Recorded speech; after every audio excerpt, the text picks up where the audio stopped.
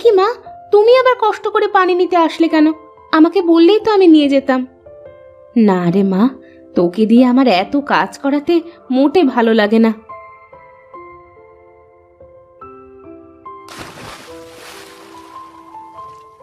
মা, আমার তো কাজ করতে কোনো কষ্ট হয় না, তুমি খালি খালি এমনটা ভাবো।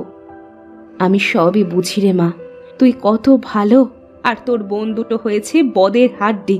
বাড়িতে এক কুড়ো কাজ করে দেওয়ার কোনো নাম নেই, সারাক্ষণ দুজনে ঝগড়াঝাটি করতে থাকে। দেখবে মা, একদিন ওরা ওদের ভুল বুঝতে পারবে।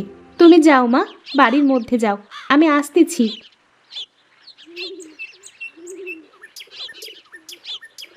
আমার বোন দুটো কবে যে ওদের ভুল বুঝতে পারবে, কবে যে ওরা ঝগড়াঝাটি বাদ দিয়ে মিলেমিশে থাকবে।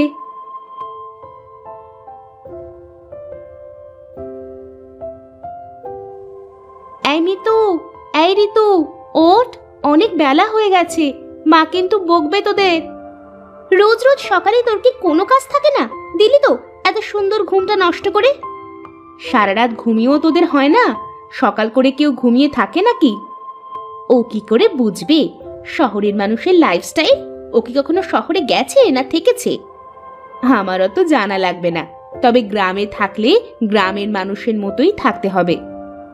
সকাল সকাল জ্ঞান দিস না তো, তুই তোর কাজে যা। হ্যাঁ, আমার তো অনেক কাজ, ব্যাস তোদের ডাকতে আসলাম, এখন আমি যাই।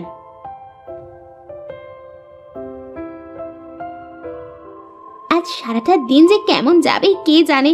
ঘুম থেকে উঠেই ওই অপয়ার মুখ দেখতে হলো। তার বলতে, এখন যেহেতু ঘুমটা ভেঙেই গেছে, চল গিয়ে হাত মুখ ধুয়ে কয়টা খেয়ে নি।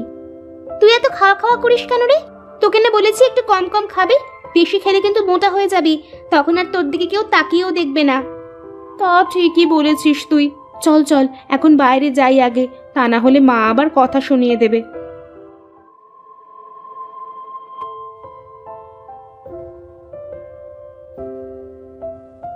এভাবে বেলা করে শুয়ে থাকলে যে শরীর খারাপ করবে, তাছাড়া একটু বাড়ির কাজ কামে তো সাহায্য করতে পারিস তোরা।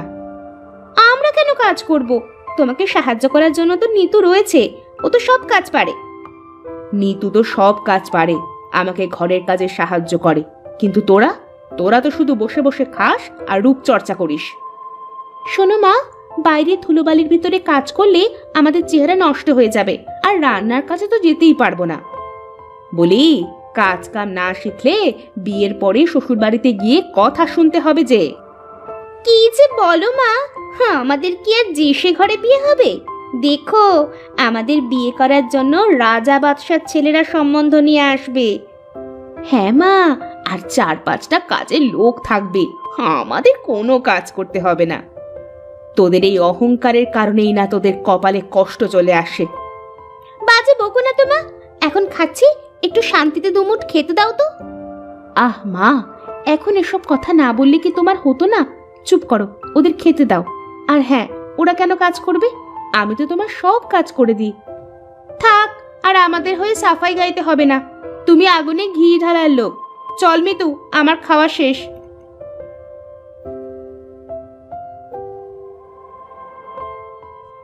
কি খবর দাদা?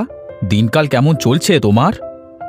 আর দিনকাল, বাড়িতে কোনো মেয়ে মানুষ নেই, ছেলেটা শুধু বোঁ বোঁ করে ঘুরে বেড়ায়, কাজ কামে মন নেই এক ফোঁটা।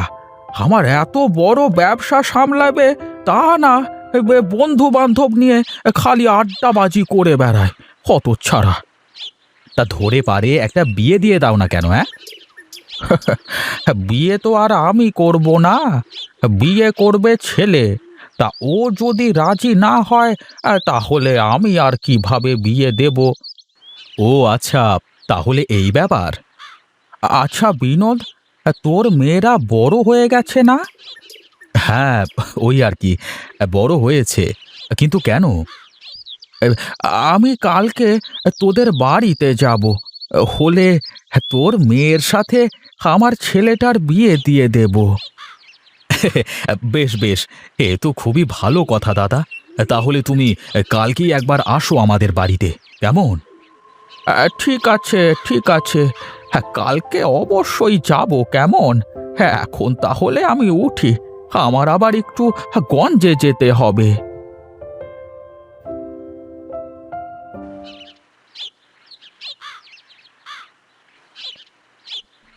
চলে এসেছো বাবা? হ্যাঁ রে মা, চলে আসলাম। মিতু আর ঋতুকে ডাক দে দেখি। তুমি দাঁড়াও, আমি এক্ষুনি ডেকে আনছি। কি গো, তুমি ব্যাগের ভিতরে করে কি নিয়ে আসলে? কি আর নিয়ে আসবো, মেয়েদের জন্য কিছু নিয়ে আসলাম। তুমি আমাদের ডেকেছো বাবা? হ্যাঁ রে মা, এই দেখ আমি তোদের জন্য কি নিয়ে এসেছি। বাহ, খুব সুন্দর চুড়ি বাবা, তুমি অনেক ভালো। চল চল, ঘরে গিয়ে চুড়িগুলো পরে দেখি কেমন লাগে। কি গো, তুমি দুই মেয়ের জন্য চুড়ি আনলে আর নিতুর জন্য কিছুই আনলে না? কে বলেছে তোমাকে যে আমার নিতু মায়ের জন্য কিছুই আনিনি? আমার নিতু মা তো ওদের মতো সাজুগুজু নিয়ে পাগল না, তাই আমি ওর চুল বাঁধার জন্য সুন্দর লাল ফিতা নিয়ে এসেছি। কই কই দেখি বাবা। যা মা, ঘরে গিয়ে ফিতা দিয়ে চুলগুলো বেঁধে নে, দেখি কেমন লাগে। দেখ তো নিতু, আমাকে দেখতে কেমন লাগছে? বাহ, খুব সুন্দর লাগতেছে। আর আমাকে? দুজনকেই খুব সুন্দর লাগতেছে। তোরা তো এমনিতেই দেখতে অনেক সুন্দর, এই চুড়িগুলো পরে তোদের আরো বেশি সুন্দর লাগতেছে। বাহ, তোর হাতের ফিতাটা তো খুব সুন্দর, তোর জন্য এনেছে বুঝি? হ্যাঁ রে, বাবা আমার চুল বাঁধার জন্য এই ফিতেটা এনে দিয়েছে। তুই তো আর আমাদের মতো এত সুন্দরী না যে বাবা তোকে আমাদের মতো সাজার জিনিস কিনে এনে দেবে। আমারও তো সাজার শখও নেই। বল যে তুই আমাদের মতো সুন্দর না, তাই সাজিস না। আমাদের মতো সুন্দর হলে তো তুইও সাজদি। তোদের সাথে এই বাজে প্যাচাল পাড়াতে আমার আর ইচ্ছে হচ্ছে না। তোরা থাক, আমি গেলাম। ফিতেটা দিয়ে চুলগুলো বেঁধে যা, তা না হলে তো বাবা কষ্ট পাবে।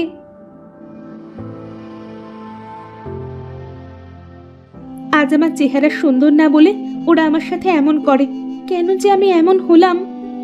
কিরে মা, কান্দিস কেন তুই? ওরা কি তোকে কিছু বলেছে? ওরা তো সব সময় বলে মা, কিন্তু আমি তো ওদের কথা কানে নিই না। তুই খুব লক্ষ্মী মেয়ে রে মা, তুই আমার সোনার টুকরো। দেখবি ওরা একদিন ওদের অহংকারের প্রতিদান পাবে। নে, এবার ফিতেটা দিয়ে চুলগুলো বেঁধে ফেলতো দেখি। তুমি বেঁধে দাও না মা।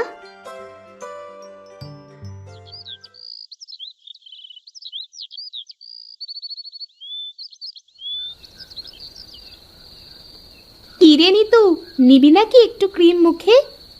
না না, আমার ওসব লাগবে না, তোরাই নে। আহারে, এত করে বলছে ও, নে না আজকের মতো। না, সারা জীবন কিছু নিলাম না, একদিন নিয়ে আর কি হবে? না নিলে বুঝবি কি করে যে কি হয় আর কি না হয়? তাছাড়া তুই তো আমাদেরই বোন, তোকে এরকম দেখতে আমাদের আর ভালো লাগে না। এত করে যখন বলছিস, তাহলে ঠিক আছে, আজকে একটু নিয়েই দেখি। আমার অনেক ঘুম পাচ্ছে রে, এখন শুয়ে পড়ি।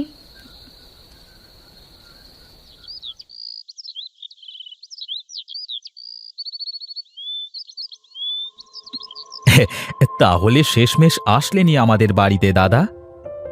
কি আর করব, যে করি হোক ছেলেটাকে এবার বিয়ে দিতেই হবে।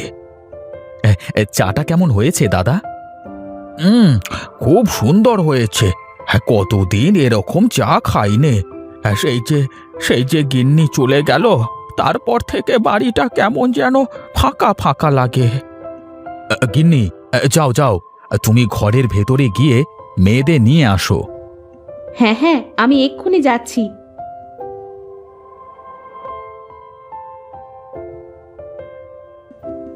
এ কি, তোর মুখের এই অবস্থা হলো কি করে?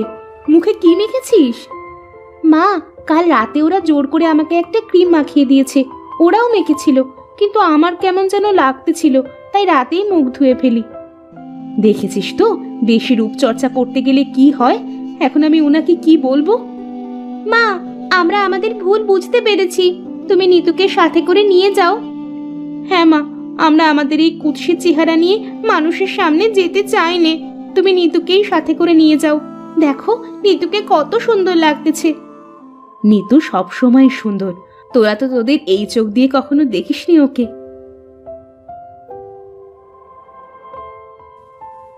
বাহ বাহ বাহ বাহ বাহ, কি ভারী মিষ্টি চেহারা, আমার খুব পছন্দ হয়েছে। সত্যি বলছো দাদা? কিন্তু তোমার ছেলে যদি পছন্দ না করে? আরে, ছেলের বাপ যখন পছন্দ করেছে, ছেলে কেন পছন্দ করবে না? আলবাত করবে। তুই বিয়ের আয়োজন কর, একটা শুভ দিনক্ষণ দেখে, কেমন? ঠিক আছে দাদা, তাই হোক। তা মা, তুমি সব রান্না বান্না কাজ কাম ঠিকঠাক করে পারো তো? তার বলতে দাদা, বাড়ির সব কাজ তো প্রায় ওই করে। আমাকে সব কাজে সাহায্য করে, আমি ওকে সব কাজ শিখিয়েছি।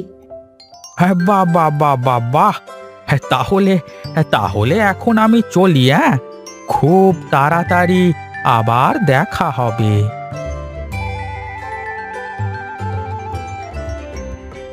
কি গিন্নি, বলেছিলাম না আমার নিতু মায়ের কপাল সত্যিই খুব ভালো।